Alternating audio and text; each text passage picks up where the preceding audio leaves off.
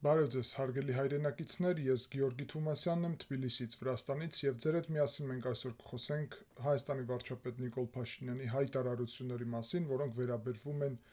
եկեղեցում գտնվող անձանց եւ ընդհանրապես այդ թեման շատ կարեւոր է,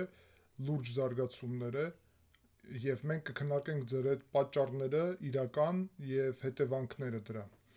Առաջի հերթին կոչ եմ անում ձեզ անպայման լայքեք այս վերլուծությունը, բաժանորդագրվեք, գրեք ձեր մեկնաբանությունները, սա կարևոր է մեր ալիքի հետագա զարգացման համար։ Հարգելի հայրենակիցներ, գիտեք, օրերի ընթացքում ես նաև վերջի ժամանակահատվածում, ինչպես նաև նախկինում ակտիվ խոսել եմ նրա մասին, որ մենք ունենք լուրջ խնդիր, եւ այդ խնդիրը այն է, որ Ռուսաստանը,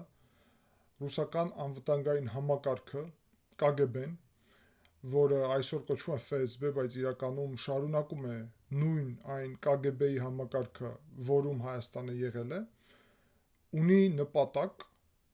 որ Հայաստանը վերցնի իր վերահսկողության տակ, վերջնական։ Եվ դրա մի քանի տարբերակ են իրանք փորձել գտնել։ Առաջի հերթին այդ տարբերակներից էր Արցախի հարցը օգտագործելը, ինչպես պատերազմը Ադրբեջանի, որը աջակցվել է Ռուսաստանի կողմից, այդպես էլ այդտեղ կար մի քանի շերտ, որը վերաբերվում էր նաև հայաթափման գործընթացին։ Դուք հիշում եք նոյեմբերի 9-ին, երբ մի խումբ Ռուսաստանի կողմից աջակցված մարդիկ փորձեցին պետական հեղաշրջում կազմակերպեին Հայաստանում, զուգահեռ դրա եւ այդ գործընթացի ընդհանուր առումով մենք տեսել ենք ինչպես Ռոբերտ Քոչարյանը, Սերժ Սարգսյանը փորձում են վերադառնալ քաղաքական դաշտ եւ բացի այդ ասում են, որ պատրաստում են Հայաստան դարձնել ռուսական պետության մաս, միութենական պետության մաս։ Դրա զուգահեռ մենք տեսել ենք նաեւ, որ ազգային անվտանգության ծառայության, որը մնում է Ռուսաստանի հատուկ ծառայությունների ազդեցության տակ, եւ հիշեցնեմ, որ այդ պատճառով Հայաստանում առանձին հատուկ ծառայություն պետքա ձևավորվի, արտաքին հետախուզությունը, որը պետք է պատասխանատու լինի հենց Ֆրանսիայի հետ միասին համագործակցության ուղղությունով անվտանգային համակարգ եւ հետախուզական ապահովելու, որովհետեւ արևմուտքը չի վստահում ազգային անվտանգության ծառայությանը, այդտեղ KGB-ի ազդեցությունը մնում է բարձր։ Բացի դրանից մենք տեսնում ենք եւ ուսումնասիրելով դաշտը, սա ամեն ինչ ես ձեզ ասում եմ ուսումնասիրելով այս դաշտը, այլ որևէ մեկին վստահելու կարիք այստեղ չկա, որևէ մեկին հավատալու, ով ինչ կասի եւ այլն։ Ես անձամբ եմ այս դաշտը ուսումնասիրել եւ հետևանքներ եմ անում իմ անձնական փորձից եւ իմ անձնական, այսպես ասած, հետևանքներից եւ դիտողություններից։ Եվ սա շատ կարեւոր է։ Եվ մենք գիտենք, որ Ռուսաստանը կարողացել է փաստորեն վերցնել Հայաստանի պետական կառավարման համակարգը իր վերահսկողության տակ, դա առաջի դեմքերն էին, հանրապետական կուսակցությունը, դաշնակցությունը իհարկե։ Ինչպես կուսակցությունը Հայաստանում, այդպես էլ դաշնակցության կենտրոնական բյուրոն եւ դաշնակցության տարբեր ներկայացուցիչները եւ կառույցները Սփյուռքում։ Եվ եկեղեցին։ Եկեղեցի նկատի ունեմ պատմական կառույցը, նկատի ունեմ համակարգը, որը գոյություն ունի, որի ղեկավարն է Կտրիչ Ներսիսյանը եւ որը այդտեղ ստեղծել է համակարգ, որի միջոցով Ռուսաստանը ղեկավարում է նաեւ եկեղեցով։ Տեսեք, հաշվի առնելով այն, որ հայ ազգի գլխավոր կառույցներից է եւ ամենաազդեցիկ կառույցներից է պետական համակարգը, դաշնակցությունը, եկեղեցին, բացի դրանից մենք տնտեսական ոլորտի մասին առանձին խոսենք, Ռուսաստանը դրել էր իր նպատակ եւ այդ նպատակը իրականացրել է դեռ սովետական ժամանակներից եւ վերահսկում է համ պետական համակարգը, համ եկեղեցին, համ դաշնակցությունը, համ Հայաստանում գտնվող տարբեր քաղաքական ուժեր, որոնց մասին դուք շատ լավ գիտեք, ոչ միայն հանրապետականը, այլ նաև մի շարք ճակերտներում ընդդիմադիր ուժեր եւ այլն, համ դաշնակցությունը, ինչպես քաղաքական ուժ, այլ ոչ թե կուսակցություն համայնքային եւ սփյուռքում, որը գործում է, եւ իհարկե Արցախի ղեկավարությունը, Արցախում իր ազդեցությունը փորձել են օրակարգ դնել Արցախի ղեկավարության ուղղությունը եւ իրանց միջոցով նաեւ Հայաստանում իշխանություն վերադարձնել փաստորեն Ռուսաստանի ձեռքը։ Միևնույն ժամանակ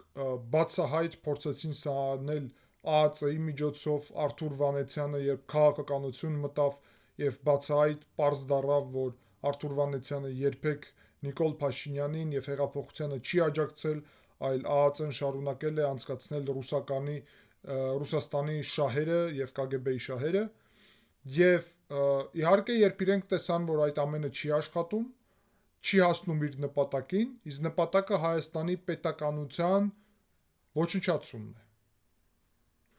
Այս պետականության ոչնչացման կարևորագույն քայլն էր Վազգեն Սարգսյանի սպանությունը։ Եվ նպատակ էին դրել այդ ժամանակից Ռուսաստանը, որ ոչնչացներ Հայաստանի պետականությունը, եւ կարողացավ դա անել։ Վազգեն Սարգսյանը պինդ կանգնած էր Հայաստանի պետականության համար, եւ մենք գիտենք, որ եթե Վազգեն Սարգսյանը չսպանվեր, ապա Հայաստանը լրիվ ուրիշ պատմական զարգացում կունենար։ Չնայած նրա, որ ինքը նաեւ Ռուսաստանի հետ կապեր պահպանել է եւ կապեր պահպանելում չի խնդիրը։ Նիկոլ Փաշինյանն էլ է պահպանում այդ կապերը։ Հարցը նրանում է, որ հիմա, երբ Վրաստանը ամբողջությամբ Ռուսաստանի վերահսկողության տակ է, եւ մենք ձեր հետ դրա մասին շատ անգամ ենք խոսել եւ կխոսենք, մանրամասն գտնվելով այստեղ, ապրելով այստեղ, լինելով Վրաստանի քաղաքացի, ես մանրամասն գիտեմ եւ տեսնում եմ այստեղ Ռուսաստանը ինչ է անում եւ ոնց է վերահսկում Վրաստանը։ Ռուսաստանը նաեւ ունի լուրջ ազդեցություն Ադրբեջանի վրա, ճիշտ է Թուրքիան ավելի մեծ, մնում է միայն Հայաստանը։ Եվ Հայաստանում փորձում են կիրառել բոլոր այդ կառույցները եւ համայնքները, հնարավորությունները։ Չստացվեց Սերժ Սարգսյանի սցենարը, Ռոբերտ Քոչարյանի սցենարը, քաղաքացի Բագրատ Գալստանյանի, որին եկեղեցին իհարկե եւ ուրեմն կտրիչ Ներսիսյանը նաեւ աջակցություն տվեց, իհարկե չստացվեց այդ գործընթացը, եւ իհարկե մենք հասկանում ենք, թե Ռուսաստանը ինչ է ուզում այս փուլում։ Ռուսաստանը ուզում է Հայաստանը դարձնել կրոնական չպետություն։ Այսօր մի քանի կարելի ասել այդպիսի համակարգ կա աշխարհում, գրեթե երկուս։ Մեկը Վատիկանն է, որը պետություն չէ, պաշտոնապես ճանաչված է այնպես պետություն, բայց քաղաքպետություն է եւ չունի այդ ազդեցությունը, լրիվ ուրիշ կրոնական համակարգի մեջ է ներգրաված, սա առանձին թեմա է։ Եվ երկրորդը դա Իրանն է, Իրանի Իսլամական Հանրապետությունը, որտեղ որ հոգևորականներն են ղեկավարում պետությունով։ Ռուսաստանը հասկանում է, որ հայ ազգի համար նայում է տվյալներին եւ տեսնում է, որ եկեղեցին, հայ առաքելական եկեղեցին ունի շատ մեծ ազդեցություն։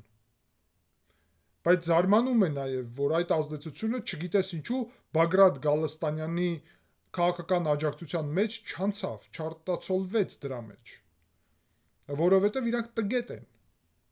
ռուս չեկիստները, իրանք չեն հասկանում, որ հայ ազգը համարում է, որ եկեղեցին պատմական հայկական կառույց է, բայց եկեղեցի ասելով մենք մարդկանց նկատի չունենք, եւ մարդկանց հանդեպ Գարեգին Բ-ի հանդեպ եւ իր այդտեղ ստեղծված համակարգի հանդեպ հայ ազգը ունի շատ հստակ եւ հասկանալի մոտեցում եւ ես համոզված եմ, որ այդ մոտեցումը շատ պարզ է բոլորի եւ մեծամասնության առնվազն համար, բայց կարծում եմ նույնիսկ շատ ավելի մեծամասնության, բացի գործակալներից բոլորը հասկանում են։ Պարակտել են հայկական եկեղեցին, հայ ազգը, հայկական արժեքները եւ ամբողջ այս 30 տարվա ընթացքում ինչ արժեքներ են դրել ընդհանրապես Հայաստանի հիմքում եկեղեցին ինքն է դարել պարակտման այդ կետը, որը գումարի գողացման եւ հարուստանալու իր շահերը պետական եւ ազգային շահերից բարձր դնելու ուղղությունով զարգացել, իր անձնական շահերը եւ այդ թվում բարեկեցությունը ապահովելու մի համակարգ է եկեղեցին դարձրել Կտրիչ Ներսիսյանը։ Նիկոլ Փաշինյանը իր ժամանակ չարեց շատ կարևոր քայլ, որը անհրաժեշտ էր, եւ դա իհարկե այդ շարժումն էր, որը զուգահեռ հեղափոխության ձևավորվում էր, նոր կաթողիկոսի։ Նիկոլ Փաշինյանը այդ քայլը չարեց։ Տարբեր պատճառներով մենք հիմա չենք խորանա սրա մեջ։ Բայց այն հիմա ինչ Նիկոլ Փաշինյանը սկսել է, սա իմ պատկերացումով չնայած նրա, ընդգծեմ սկզբից, որ բոլորի համար պարզ լինի, Նիկոլ Փաշինյանը պետք է շատ ավելի ճիշտ բառեր օգտագործի։ Պատշաճ չէ Հայաստանի վարչապետին նման բառապաշար օգտագործել, բայց թեման, գաղափարը, հիմքը դրա, այն ինչու մասին որ խոսքը գնում է, ճիշտ ուղղությունով է։ Առաջինը այն, որ այդ համակարգը, որի միջոցով Ռուսաստանը դրել է նպատակ Հայաստանը դարձնել կրոնական չպետություն։ Ես տեսա Էդգար Ղազարյանի եւ ուրիշ մի քանի մարդկանց նաեւ այսօր հայտարարությունը, որ վարչապետ պետք է դառնա ամենայն հայոց կաթողիկոսը, այսինքն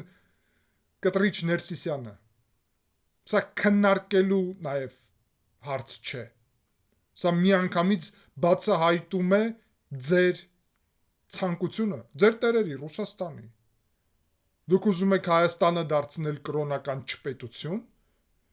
որ Հայաստանը չլինի պետություն եւ լինի ձեր կրոնական մաֆիոզա-կլանական համակարգով ղեկավարված, առանց ընտրությունների, առանց ժողովրդավարության։ Քրիստոնեության օգտագործմամբ դուք ուզում եք Հայաստանը նորից դարձնել այս դաժան իրավիճակում, որում գտնվում է, որտեղ որ Թուրքիան իսլամիզմի ճանապարհով է գնում, Ադրբեջանը նաև կրոնական հարց եք ուզում Հայաստանը դարձնել, Հայաստանը նորից ուզում եք օգտագործել քրիստոնեություն իսլամ ուղղությունով, Հայաստանը նորից ուզում եք բռնապետություն ձևավորել, բայց Աստծու անունով, Հայաստանում ուզում եք իշխանությունը վերադարձնել, բայց հոգևորականի շորերի միջոցով, այդ զգեստի միջոցով հագնես այդ զգեստը եւ մարդկանց խափես այդ զգեստով, խափես այն արարողություններով, որոնք անցկացվում է ձեր միջոցով եւ սա դրսևորեք ինչպես հավատք, կրոնի արարողությունները հավատքի հետ կապ չունեն, ինչպես նաեւ այդ անձնավորությունները եկեղեցու հետ, արժեքների հետ, այն նրա հետ ինչ քարոզել է Հիսուս Քրիստոսը, դրա հետ ընդհանրապես կապ չունեն, լրիվ հակառակն են այդ մարդիկ անում։ Դուք իրանց բառապաշարին նայեք։ Նիկոլ Փաշինյանը քաղաքական անձնավորություն է, ինքը իր քաղաքական պատասխանատվությունը կրելու է նաև այն բառապաշարի համար, որը օգտագործում է։ Սխալ բառապաշար է օգտագործում։ Դրա փոխարեն ճիշտ բառապաշար պետք է օգտագործել։ Սկսենք ճիշտ բառապաշարից։ Հայաստանի Հանրապետությունում եկեղեցիները պետք է պատկանեն պետությանը, ինչպես մշակույթի վայրեր, այլ ոչ թե Կտրիչ Ներսիսյանի համակարգին։ Եկեղեցիներում ստեղծված իրավիճակը, եկեղեցիների պահպանման հարցը եւ մշակութային արժեքային ուղղությունը նկատի ունեմ ինչպես վայր, ինքը չպետք է պատկանի հայ առաքելական եկեղեցուն։ Սա շատ պարզ է, որովհետև պետությունը ունի պատասխանատվություն այդ ժառանգությունը հայ ազգի մշակութային պահպանի։ Այո, պետությունը կարող է թույլ տա, որ այդտեղ արարողություններ անցկացնեն հայ առաքելական եկեղեցին։ Դա հարց համար 1, հարց համար 2, պետությունը պետք է վերահսկի այն ֆինանսական գործունեությունը, որը ծավալվում է բոլոր կառույցներում, այդ թվում եկեղեցում։ Երբ եկեղեցին չի վճարում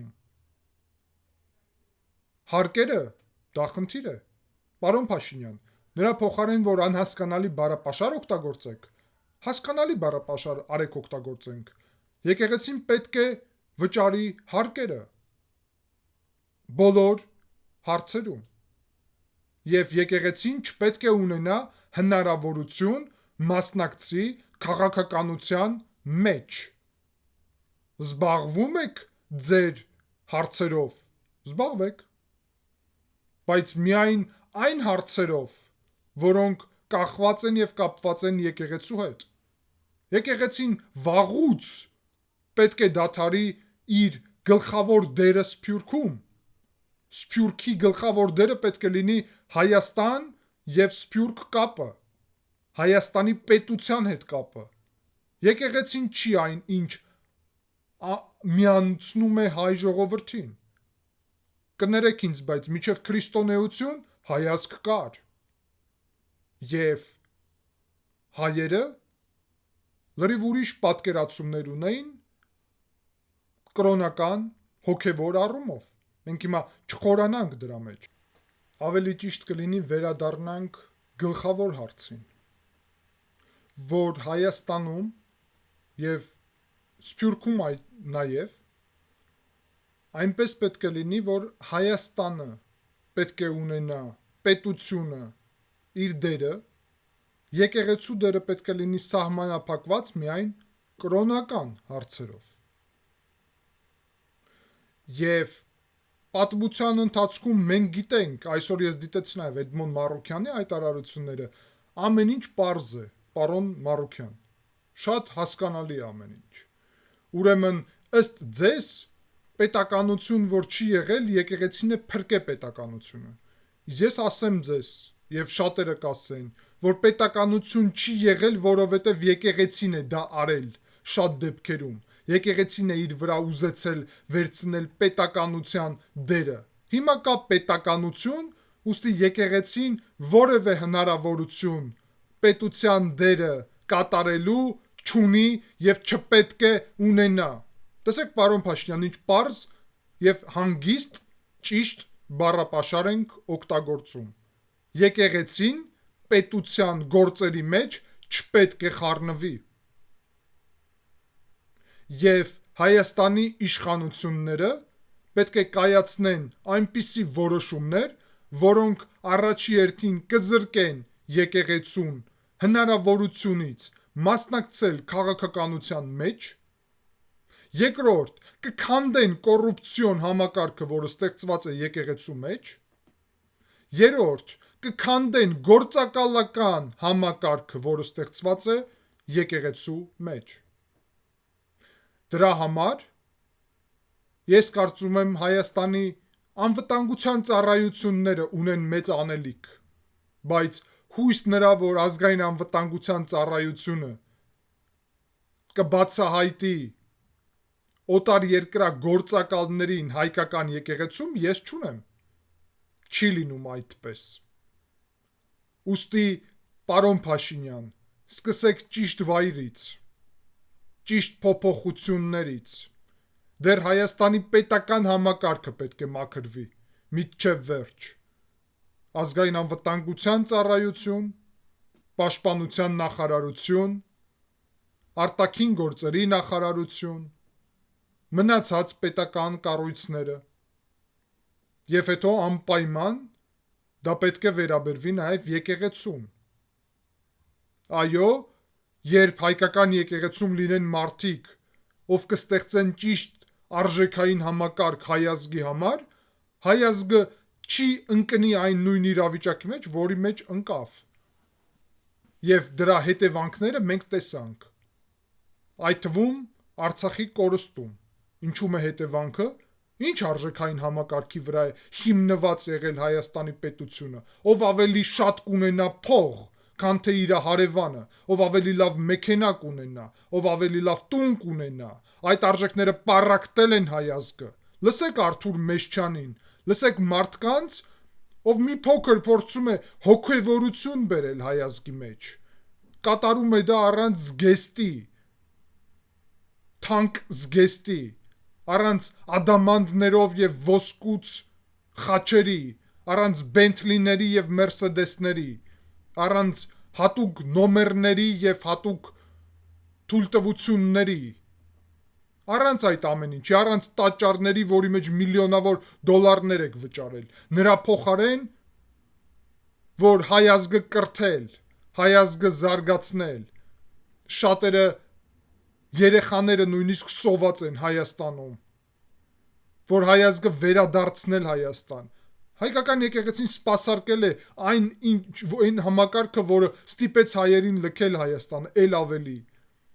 հայկական եկեղեցին չի աջակցել գաղափարին պետականաշինության, չի այնպիսի հիմք ստեղծել, որ ամոթ լինի, հանցագործություն լինի, գողանալը պետությունից, որ արժեքային համակարգը լինի քո եղբորը, քո ազգի ներկայացուցչին, աջակցես, օգնես, ինչպես ինքդ քեզ, չտարբերես քեզ եւ իրան, որ հայը հային օգնի եւ աջակցի, ուր է այդ գաղափարները, ով է կրթում հայ ժողովրդին եւ տարածում գաղափարներ հայ ժողովրդի համար, չկա, եւ ասեմ ձեզ ավելին, հայկական եկեղեցին ոչ միայն դա չի արել, այլ դրա անող նաեւ չկա, Փաշինյանը չի անում դա, եւ այսօր նաեւ ապացույց է դրա, որ Փաշինյանը ունակ չէ դա անել, ամենաշատերից մեկը ես արդեն նշեցի, իր ուրիշ ոճով, բայց Արթուր Մեշչյանն է նաև արել։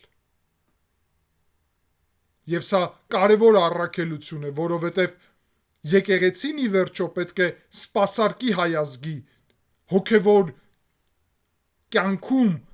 փորձի հայ ազգին այնպիսի հոգևոր սնունդ տա, որով հայ ազգը արժեքային համակարգ կստեղծի։ Չկա այսօր այդ արժեքային համակարգը։ Մենք պարտվեցինք ոչ միայն պատերազմում, մենք պարտվեցինք։ Եվ մենք պարտվեցինք այդ արժեքային համակարգի պատճառով։ Այդ գոռոզության պատճառով, այդ փողի եւ հաճույքի հետևից ընկնելու պատճառով, այդ պաշտոններից եւ աթոռներից կպչելու հետևանքով, որը Հայաստանում տեղի ունեցավ, այդ օտարին սպասարկելու գաղափարից, այո, Ռուսաստանին սպասարկելը Հայաստանում համարվում էր եւ կարծում եմ դեռ կան մարդիկ, ով միջև հիմա համարում է Ռոբերտ Քոչարյանը եւ ուրիշները բացահայտ, որ դա ճիշտ է, որ դա այդպես էլ պետք է լինի։ Եվ մենք շատ դեպքերում տեսնում ենք, որ նույն գաղափարները տարածված են նաև դաշնակցության մեջ։ Դաշնակցությունը եւ եկեղեցին միասնական են շատ տեղերում գործում, հատկապես Սփյուռքում, շա ամեն ինչ շատ պարզ է եւ շատ հասկանալի։ Ուստի ես ընդհանրապես համարում եմ, որ այն, որ նույնիսկ լոբիստական առումով դաշնակցությունն է ծավալում գործունեություն պետության փոխարեն եւ շատ տեղերում գործում է պետության շահերի դեմ, դա նաեւ լուրջ խնդիր է։ Այո, դա նաեւ լուրջ խնդիր է, որտեղ դաշնակցությունը ունի իր սեփական օրակարգը։ Եվ այդ սեփական օրակարգը չի համընկնում Հայաստանի Հանրապետության պետական շահերի հետ, համընկնում է շատ դեպքերում կամ դաշնակցության շահերի հետ, կամ Ռուսաստանի շահերի հետ։ Եվ ամենաշատ դեպքերում հենց Ռուսաստանի շահերի հետ։ Որովհետև այսօր Ռուսաստանը օգտագործում է դաշնակցությունը, եկեղեցին, այս կուսակցությունները մի քանի էլի ուրիշ անձնավորությանը Հայաստանի պետականության դեմ։ Ուստի շատ չխորանալով այս հարցի մեջ, առաջերտին ուզում եմ կոչ անեմ Նիկոլ Փաշինյանին, ճիշտ բարապաշար օգտագործեք։ Այս ժողովուրդը արժան է հարգանքի եւ արժան է, որ հարգանքով խոսենք այս ժողովրդի հետ։ Երկրորդը, խոսելու փոխարեն, պարոն Փաշինյան, գործելու ժամանակն է, հերիք է խոսեք, գործեք, սկսեք եկեղեցին մաքրել այս ռուսական գործակալներից, արեք դա, այս պատվերը հանրային վաղուց կա, դուք դա չեք արել, եւ հիմա միայն բառապաշարով հատկապես այսպիսի բառապաշարով, դուք չեք կարողանա առաջ գնալ։ Ես ձեզ բացահայտ եմ ասում, որ եթե այս քայլը սկսեցիք անել, եւ ես վաղուց է կոչ եմ անում, որ այս քայլը պետք է արվի, որովհետեւ կա վտանգ, եւ այդ վտանգը ապացուցվում է նաեւ, երբ փաստորեն ուզում են, որ կրոնական առաջնորդը Հայաստանի ղեկավարությունը վերցնի իր վրա, ապա առաջի հերթին պետք է հասկանաք, որ KGB-ի երազանքը Հայաստանը կրոնական չպետություն դարձնել պետք է փլուզվի, տապալվի, եւ դրա տապալելու ճանապարհն է եկեղեցում սկսել բարեփոխումներ, հեղափոխություն։ Եկեղեցում սկսել հեղափոխություն, եւ այդ հեղափոխության անունն է Գարեգին B-ի հեռացումը եկեղեցուց։ Գարեգին B-ի հեռացումը,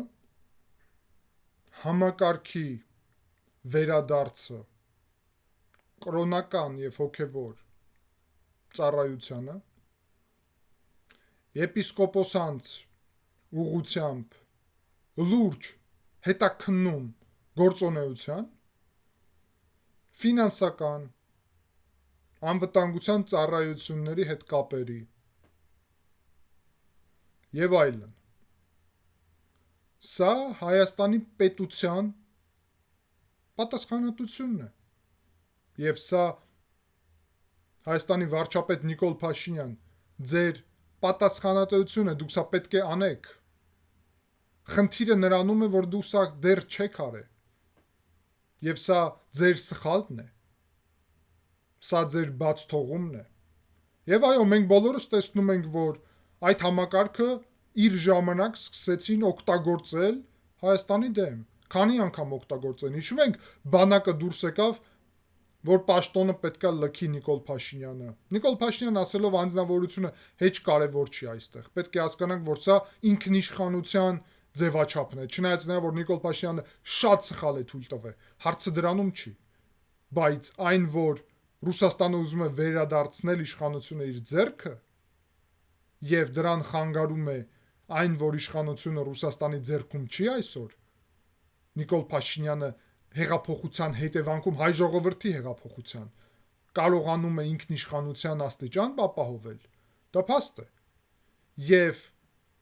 հիշում եք, բանակը պահանջեց, որ պաշտոնը լքի, Գարեգին B-ն պահանջեց, մենք սա շատ լավ հիշում ենք։ Եվ օգտագործեցին բոլոր թեմաները։ Հիմա նաև պատրաստվում են դրան։ Մի կողմից հրահրում են Ադրբեջանին հարձակվի Հայաստանի վրա Ռուսաստանը։ Մյուս կողմից այս 5-րդ շարասյունը հույս ունի, որ հարձակման դեպքում կկարողանան հեղաշրջում կազմակերպել եւ իշխանությունը որևէ մեկին տան։ Եվ եթե հասկանում են, որ Նիկոլ Փաշինյանի իշխանությունը խլելու դեպքում Ռոբերտ Քոչարյան, Սերժ Սարգսյանը չի ստացվում այդքան էլ լավ, Արթուր Վանեցյանը, Ռուբեն Վարդանյանը առանձին ինչ որ այնպես չգնաց, ինչպես իրանք ցանկանում էին, ենթադրում եմ, եթե չազատեն իհարկե իրան, այն նպատակով, որ հերոսի պես վերադարձնեն, բայց այն, որ Ռուսաստանը դավաճանեց իրեն եւ ինքը Բաքվի բանտում է, հարցերը Ռուսաստանի մոտ, որովհետեւ ինքն էր, որ Պուտինի հետ էր իր հույսերը կապում։ Բոլորով Պուտինի հետ են հույսերը կապում, տեսնում ենք ոնց են ավարտում իրենց հույսերը Պուտինի հետ կապված։ Եվ հիմա փաստորեն հասկանում են, որ միակ տարբերակն է օգտագործել եկեղեցին, այն կառույցը, որի հանդեպ հայ ազգը ունի աջակցություն։ ՖՍԲ-շնիկները եւ ԿԳԲ-շնիկները Մոսկվայում շփոթում են։ Իրանք նայելով հայ առաքելական եկեղեցու հանդեպ հայերի աջակցության աստիճանին եւ մակարդակին եւ տեսնելով մեծ թվեր այդտեղ մեծամասնության թվեր, ինչը շատ հասկանալի է, եկեղեցին մերն է, որևէ մեկինը չէ, հենց մերն է, բայց պետք է հասկանալ, որ աջակցությունը համակարգին, հայ առաքելական եկեղեցու համակարգին, որին Կտրիչ Ներսիսյանն է ղեկավարում, այնտեղ 2% թիվ չկա, միայն մի թիվ է այնտեղ, 2 թիվից չի բաղկացած այն, եւ ռուսները դա են շփոթում, չհասկանալով այդ մեծ տարբերությունը։ Այդպիսի աջակցություն իրականում կարելի ասել շատ ցածր մակարդակի վրա է այդ աջակցությունը Գարեգին B-ին։ Հիմա ամենակարևորը, որ իրանք փորձելու են օգտագործել այդ համակարգը, մեր համակարգը, մեր պատմական կառույցը մեր դեմ, ինչպես Դաշնակցությունը հայկական պատմական կառույց է, օգտագործում են այսօր հայ ազգի դեմ, ինչպես Հայաստանի պետական համակարգները, ազգային անվտանգության ծառայություն եւ այլն, օգտագործում են հայ ազգի դեմ։ Այդ ամեն ինչին պետք է վերջ տրվի, շատ հանգիստ եւ պարզ։ Եվ դա պետք է սկսվի նաեւ եկեղեցում լուրջ բարեփոխումներով եւ հեղափոխությունով։ Եվ հայ ազգը պետք է վերադառնա արժեքային համակարգի, հայկական արժեքային համակարգի հիմքի վրա, որը կձևավորի այնպիսի արժեքային համակարգ Հայաստանում եւ հայ ազգի շուրջ, որի նպատակը կլինի միմյանց աջակցելը, պետականությունը պահպանելը։ Ես չեմ ուզում շատ խորանամ այսօր այս հարցերի մեջ, ես կարամ հստակ ասեմ, որ այստեղ տեսնում եմ փորձ Նիկոլ Փաշինյանի կողմից նախորոք կտրել եւ կասեցնել ցանկությունը եկեղեցու ներկայացուցիչների, որ մտնեն քաղաքականության մեջ, կարելի ասել, որ այդ ցանկությունը եւ ուղղությունը շատ ճիշտ է, բայց բավարար չէ այն ինչ անում եք։ Իրանք մեկը միևնույնը պատերազմ են հայտարարելու։ Միևնույնը փորձելու են ձեզ տապալել։ Այդպիսին է ռուսական գործակալների ոճը եւ բնույթը ամբողջությամբ։ Միևնույնն է։ Ուստի միջև իրանք հեղաշրջում չեն կարողացել կազմակերպել, պետք է մաքրել այս համակարգը։ Շատ պարզ եւ հանգիստ մարդկանցից։ Այն մարդկանցից, ով ծառայում է ոչ հայկական, այլ օտարի շահերին։ Եվ չնայեք գեղեցիկ շորերին, չնայեք նրանց պահվածքին կամ ինչպես են իրանք խոսում, ինչ բառապաշար են օգտագործում, դա ձևական է, թատրոնի մի մաս է, իրականությունը այն է, որ հասարակ քաղաքացիներ են եւ Հայաստանի Հանրապետությունը իր քաղաքացիների հանդեպ, ով ծառայում է օտարի շահերի, ունի իրավունք եւ պատասխանատվություն, որ կասեցնի սա։ Ուստի պետության պատասխանատվությունն է, որ այդ քաղաքացիները կրեն պատասխանատվություն իրենց գործունեության համար։ Եվ ես ավարտելով կոչ եմ անում, պարոն Փաշինյան, առաջինը ճիշտ բառապաշար օգտագործեք։ Ձեզ հետևում են եւ կարդում են մեր նոր սերունդը, մեր